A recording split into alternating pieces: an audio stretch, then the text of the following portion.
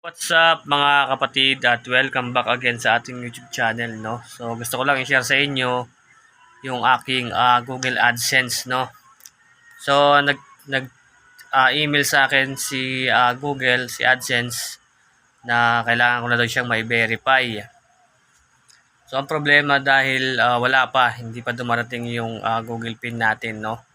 So galing yung asawa ko kanina sa postal office.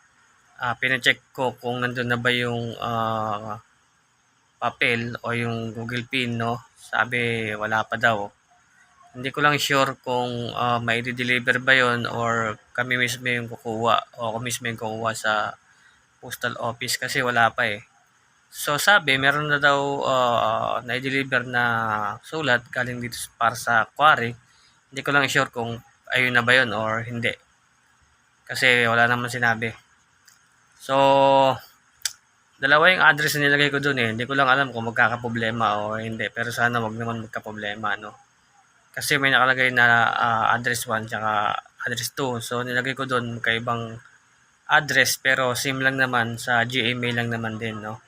So nilagay ko dun yung bahay ng magulang ko dun sa Pulido at nilagay ko tong address ko dito sa Quarry.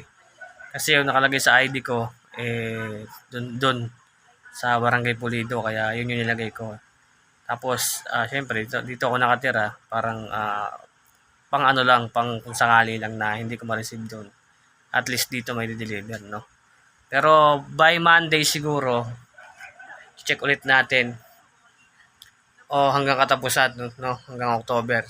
Kapag hindi pa rin siya dumating, magre-request na tayo ng panibagong PIN, no, para kung sakali na hindi pa siya dumating, makapag-verify talaga agad tayo, no? Kasi hindi natin pwedeng patagalin yung ano na yan, PIN na yan dahil madidemonetize tong account natin eh. No? Kaya kailangan natin ma-monitor yung Google PIN para tuloy-tuloy na yung pasok ng income natin, no.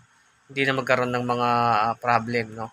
So yun lang mga kapatid, maraming salamat sa lahat ng mga solid na supporter diyan, no, sa lahat ng mga small content creator. God bless everyone.